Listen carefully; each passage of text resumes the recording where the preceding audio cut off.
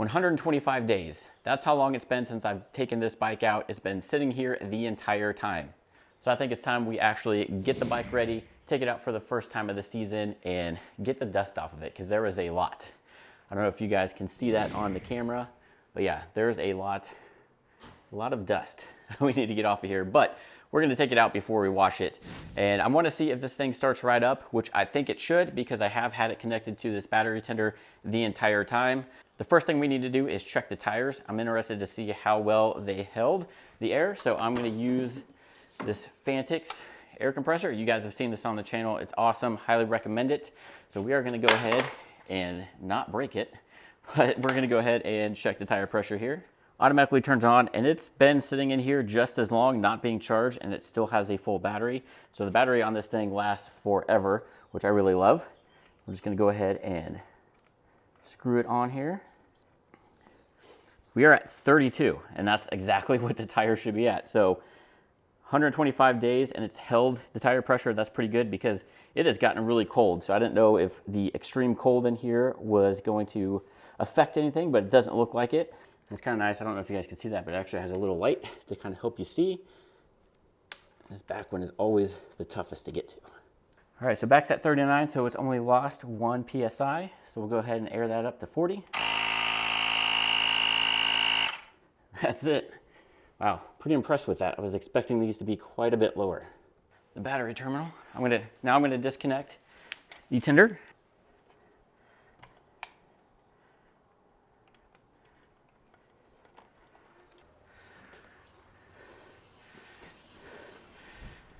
First time this thing has seen sunlight in quite a while. Right out here, you can really definitely see the layers of dust on this thing, but hopefully some of the wind will blow it off. Let's go ahead and let this thing run for a minute. Moment of truth.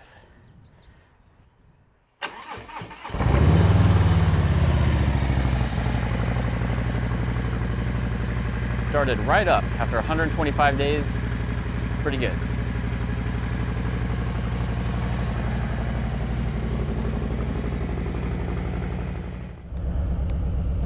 All right, let's see if I remember how to do this. It's just like riding a bike, right? Yeah, I definitely needed some of that wind therapy. It has been way too long. So a couple quick stops. Got to drop off some packages. And then we might stop at the Harley dealership. They're doing a free lunch. So, might check that out. And just ride. It's been so long. Got to get reacclimated to riding again. I think I jinxed myself in the last video where I said, oh, we get some days in the winter where it's warm enough to ride. Not this winter. This winter was rough. It was super cold. There were a couple nice days, but it was also super windy, and I just didn't have the time. So this is the first day that I've actually had time to take the bike out. And luckily we got some good weather. It's a little windy, but that's okay. So first stop is UPS. Drop off a package. Recently got into 3D printing, so selling some stuff, and we'll talk about that here in a minute. Yeah, you can see how dusty this thing is. Jesus. All right, one of these is for UPS. Which one is it?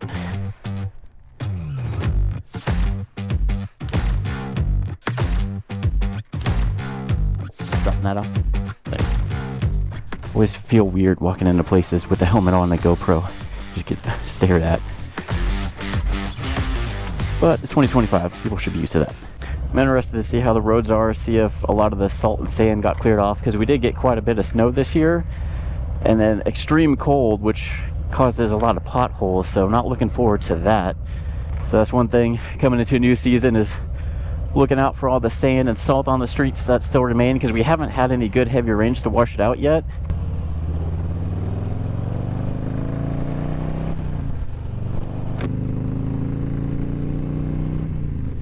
And I miss the feeling of riding.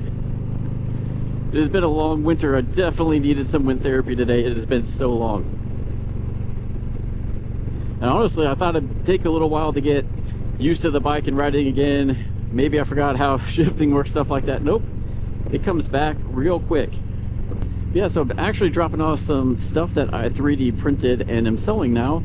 So with it being a long winter, I ended up getting into 3D printing, and like I've mentioned before, if I get into something, I get into it 150%, and that's kind of what happened. I have another channel called Shotgun Studio where I've been doing a lot of 3D printing videos, and that is a huge niche. There's a lot of people into 3D printing, so those videos have been pretty popular. I've already had like brands and stuff reach out to me, and I don't even have 1,000 subscribers on that channel yet, which is crazy. So being able to do some brand deal work has been kind of fun, and just learning how to 3D print. So I decided to actually start selling some cool 3D prints, and I have an Etsy shop where I'm selling a lot of this stuff. It takes a little while to actually build up and get the sales just because of a new shop. There's a lot of competition out there, but just getting that shop up and ready. I do have 2 sales that I got in last night that were taken up to USPS to get mailed off. I know a lot of people 3D print and sell like those little miniature, you know, animals that are articulating, and just a bunch of little stuff that I guess would be considered cute or good gift ideas. What I'm actually doing is, since I have a gun business, I'm kind of focusing my 3D prints on that. So I have a lot of coasters with like the gun logos and stuff like that that I'm selling, and those have been really popular. I have some business card holders shaped like different firearms. Those have been popular too.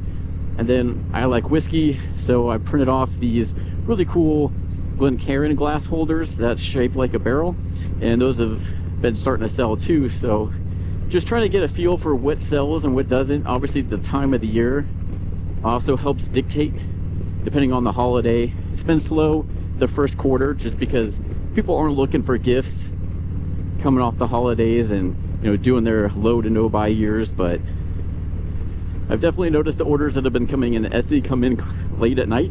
So probably when people are sitting there scrolling in bed, they end up buying some random stuff. So, but hey, I'm not mad about it. But yeah, if you guys are into 3D printing, check out my other channel, Shotgun Studio. I have a couple. I started off with a really old printer that's like outdated, my buddy gave me, and I told him not to give it to me because I'm like, dude, I'm probably gonna get into it because it's kind of what happens. But started learning on that one, quickly realized I needed a newer printer that could print faster, do multicolor and stuff like that. Well, Bamboo Labs is a pretty well-known brand now, and they make some awesome printers. So I have 2 of their A1s, one with the AMS combo so I can do multicolor, and they've been awesome. I've had those things running round the clock almost just to print stuff, and because I do have the print off inventory to take pictures and post for sale, but then also have some in stock. But a lot of the stuff I kind of do print on demand. I don't want to have a whole lot of stock just in case that item doesn't sell, but it doesn't take long. I usually say that I have like a 1 to 3 business day processing, which I usually get it done a lot quicker than that. So just something I started when it was too cold to do anything else, and we'll see how it goes. Yeah, our guest room has been turned into another office / studio for me. Wife gave me permission though. She's like, we don't use it as a guest room. We've maybe used that as a guest room like maybe 5 times in the 5 years that we lived in the house. She's like, I'd rather have the room get used. So posted the bed for sale, and got a couple companies that sent me some desks that were pretty awesome. So got it really set up in there. We'll just see where that goes. Another reason I want to stop at the Harley dealership is, in the last video I did like 60 some days ago now, even though it doesn't feel like it, was about the 2025 Lowrider ST and kind of the changes that they've done over the previous models. And I actually haven't seen one in person. I've watched a lot of videos and stuff like that, and obviously I looked up the specs when I did the videos, but I haven't actually seen one in person yet. So I kind of want to go up to the dealership to see if they have one, just to see it in person, because a lot of people are like, well, should I upgrade to the 25s for some of the stuff that they added? Personally, I don't think so, unless you're the type of person that wants to have a new bike every so often. If that's your thing, cool. But if you already have a Lowrider ST, I don't think, yeah, they did a lot of cool stuff, added a different gauge, you got bags that are even now, and the 2-in-1 exhaust, but it's still a stock Harley exhaust, so you're going to change that anyway. And the bags, I mean, people already make those aftermarket, so if you have upgraded from the 2 into 2 to the 2 into 1, I'm sure you've already changed out the bags. So unless you specifically want maybe the gauge, I don't know if they're making those to where you can actually install those on previous models yet, or if they will, and kind of how that process will work, if it will even work. But I mean, I'm fine with this gauge. I don't feel the need to trade this in, which you'll lose money on probably, and then be out of pocket whatever these new bikes are going for. I know they are more expensive. Yeah, they have a little bit more horsepower, but not enough to warrant trading in, I think personally. I think though, if you are somebody that has been looking at a lowrider ST and are in the market for your first one, then yeah, I would go ahead and maybe then get the 25s, or you can buy some previous models that have already been modded out for a lot cheaper. Just kind of depends on your situation, I guess. But if you want a brand new bike and you're looking at the lowrider STs, I would probably go ahead and just get the 25. But I immediately saw a lot of people selling their older models online who are going to upgrade to that 25. But like I said, I mean, yeah, 2-in-1 exhaust is cool, but it's still the stock Harley sound. Maybe you could just change out the muffler, but that's a cost. And then, you know, adding the seat and all that other stuff that people upgrade, the handlebars. I don't know, I just don't think it's worth it if you already have a lowrider ST. Let me know your guys' thoughts in the comments below. You know what I did? I totally missed where I was going. So now I have to turn around. Whoops. That's what happens when you're doing videos and not fully paying attention to where you're going. So I'm at like 9,730 miles. I know I'm due for my 10,000 mile service soon. So I need to call and get that scheduled. So that way I'm not without a bike for a long time during this nice weather. But since I bought this bike at a dealership that's down in Wichita, they have to come get it, take it down, do the service, and bring it back up. They're just waiting those generally 3 days or 4, depending on when they get it and what their schedule's like. But they're pretty quick at the 3-day turnaround on the 2 times that I have taken it down. So been really impressed with that. And I'm like, man, are you sure you guys do this for free? I mean, you're driving like basically 3 hours just to pick the bike up and drop it off for maintenance. And they're like, yeah, we take care of our customers. So that's really awesome. I definitely like that dealership way better than the ones up here. Yeah, it's those kind of cars that you want to stay away from. They're dented up for a reason. Even though I got to get behind this person now. Hey, we made it. Finally.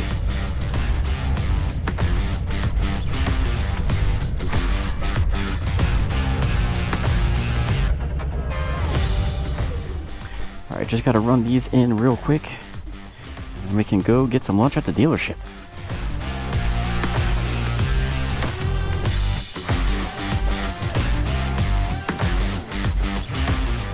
Hopefully nobody takes my phone or my camera. Again, I'm gonna feel really weird walking in here with the helmet on, but I don't care.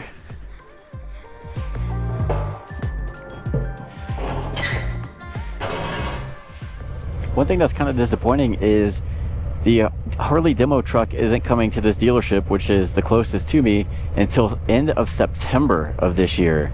Normally they come in like June, but not until September, so you're really not getting to experience the new models until close to the end of the year.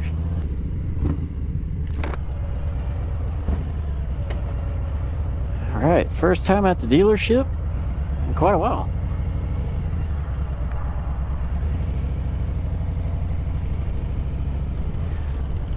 A little bit bigger crowd than normal. Of course, this is one of the very first nice days.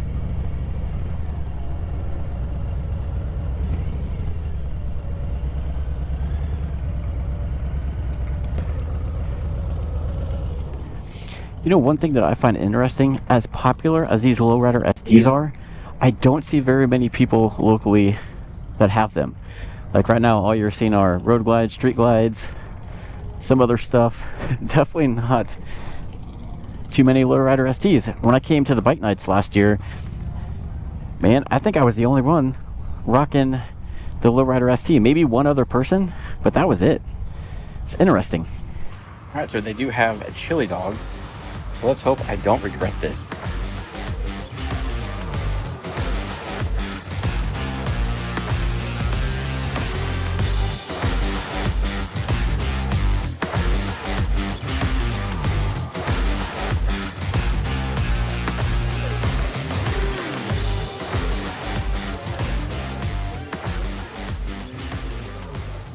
Alright, so they did have a chili dog.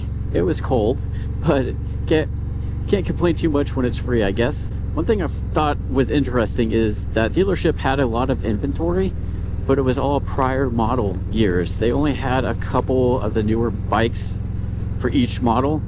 Like they only had one 2025 Lowrider ST and maybe a handful of the touring bikes too. So definitely think that's interesting. It looks like they're probably what a lot of dealers are trying to deal with is just unloading older inventory. The one thing about Harleys, man, they are not cheap. But now that all the errands are out of the way, it is time to just go ride. Get some of that wind therapy that has been much needed.